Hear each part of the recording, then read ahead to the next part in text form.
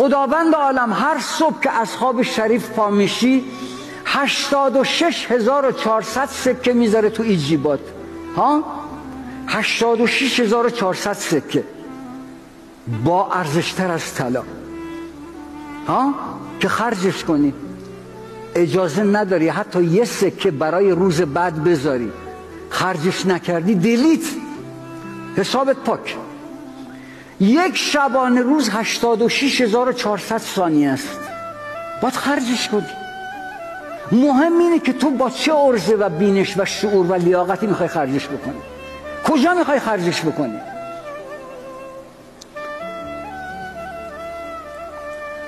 بچه این جمله رو بنویسید: خداوند از کسی که عمرش بیهوده بگذره نمیگذره.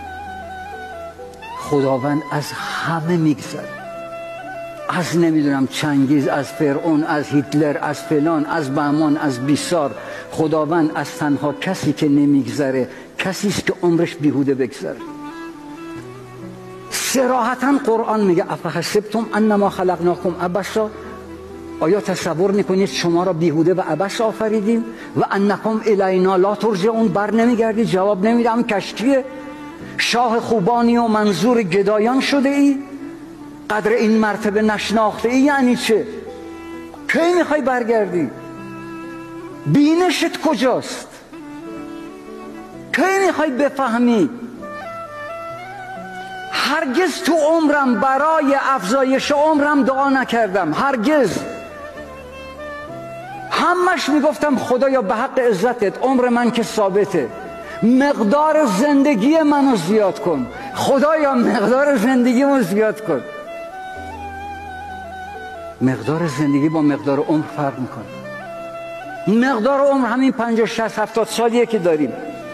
مقدار زندگی من اون مدت زمان شادمانی منه، اون مدت زمان همدلی منه، اون مدت زمان بخشش قلبی منه، اون مدت زمان امیدواری منه. کینه های من مرده بودن منه، حسرت من مرده بودن منه، بغض من، حریص بودن من تمام زمان مرده بودن منه. به همین خاطر یه آدمی داریم که اینقدر عمر میکنه اما اینقدر زندگی میکنه، چون همش در تراوشات منفیه. فلان فلان ای، فلان فلان او، لعنت بر ای، لعنت بر او، فلان بر ای، فلان بر او. بابا چه مرگته؟ چه میخوای؟ و چقدر ما انسان مرده داریم اطرافمون که دارن راه میرن و مردن.